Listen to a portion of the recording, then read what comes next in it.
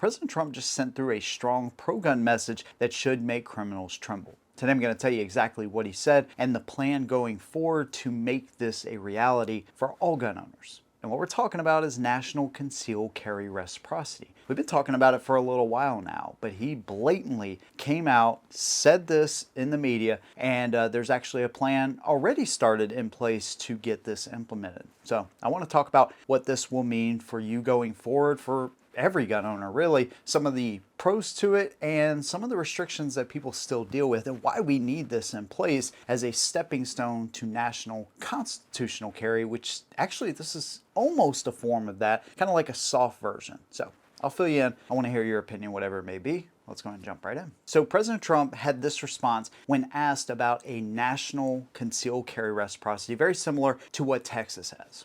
Well, they have it in some states and they feel strongly about it. As you know, I'm in favor of it. People have to protect themselves. I'm a Second Amendment person, very simply. People have to be able to protect themselves.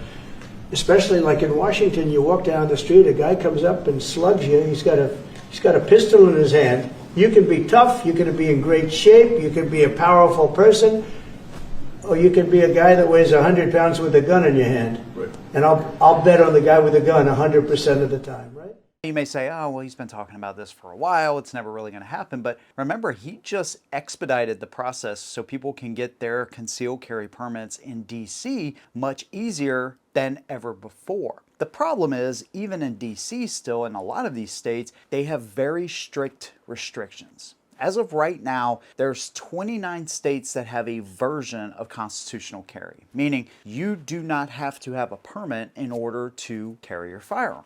But there's no state that's exactly like the other, right? So in South Carolina, for instance, if you're 18 or over, and of course you're not prohibited from, owning a firearm, then you can carry openly or concealed. Whereas in Florida, they still have not allowed you to be able to openly carry. They focus more on concealed carry. Tennessee and Texas, same way, openly or concealed. But then you have, in this state it's 18, but in this other state it's 21. Some states are going to, still require you to have a duty to inform. Some states will have your carry permit number or whatever tied to your license, so an officer is already going to know. And then in other states, like in South Carolina, one of the provisions when we passed it last year is the fact that you have no more duty to inform, and that concealed weapons permit number is not tied to your license any longer. But then here's the problem. You travel to DC or New York or California, or name any of the other super restrictive states, and your permit is absolutely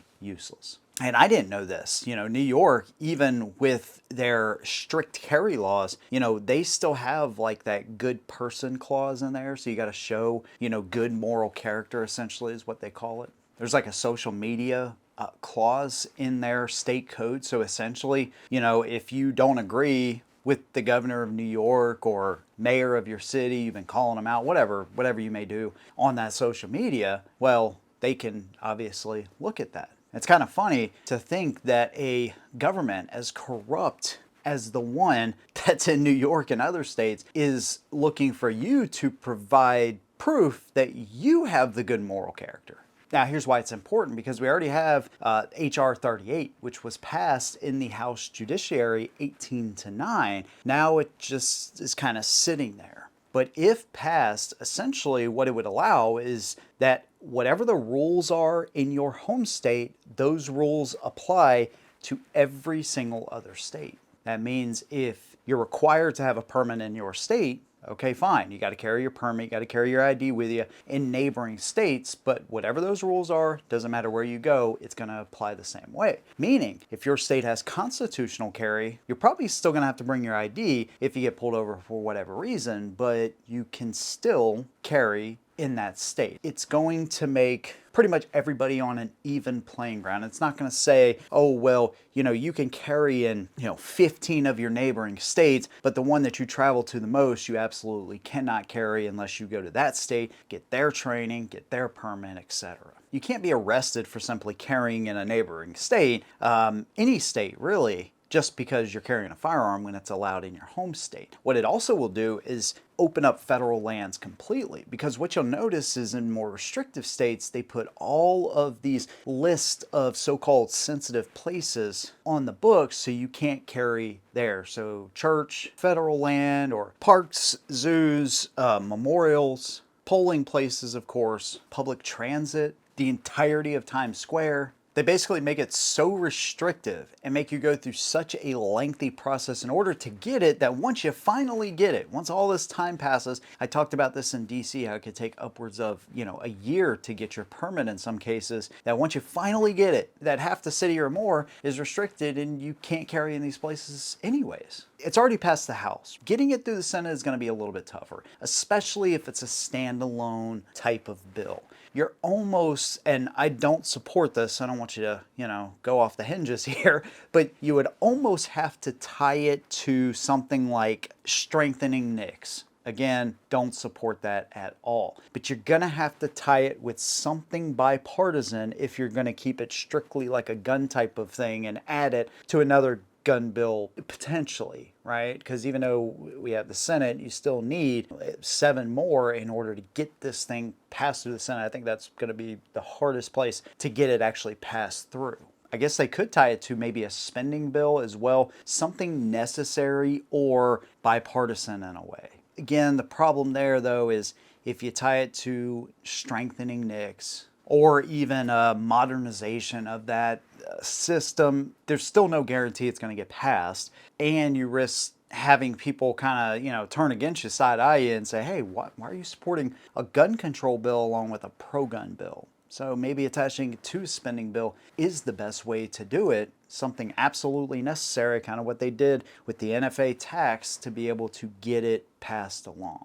So states can no longer ban you, they can no longer arrest you for carrying because every single state allows a form of carry. So that's a good thing, but they would most likely, almost for sure, keep their local bans in place, which would not be superseded. Private property, things like that. But then it also brings into question, like, what about magazine restrictions? Okay, so the bill explicitly states a handgun plus the ammo plus the magazine that you're carrying. So you probably would see a lot of potential cases where somebody carried into a neighboring state, if this were to pass through, of course.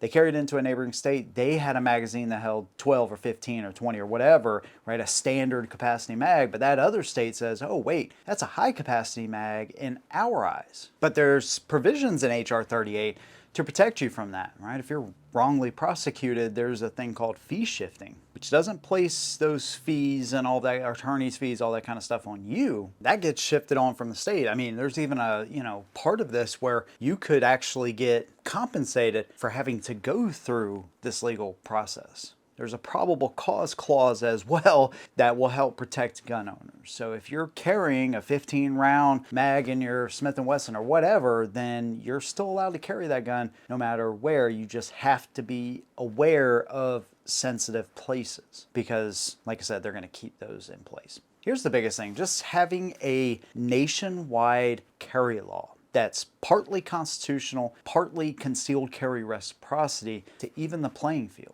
So many of these states do not have reciprocity with others and vice versa because they like to place their own little restrictions, their own little rules, their own evaluations, good moral character. And again, it's hilarious to think a government is giving you the test on good moral character when they themselves should be the one taking this test instead. I'm really happy that Trump brought this up. He stood on business, like the kids say, and he said it very clear, concise. Hey, I'm a Second Amendment person. You already know that I support this, and a lot of us do. It's a good stepping stone to get us where we want to be. That's my opinion, though. I'd love to hear yours, whatever it might be. Let me know some of the issues that you think may arise if HR 38 were to get passed, or even trying to get it passed. Let me know down below. If you like what I do, consider subscribing. See you in the next one, and as always, holding down.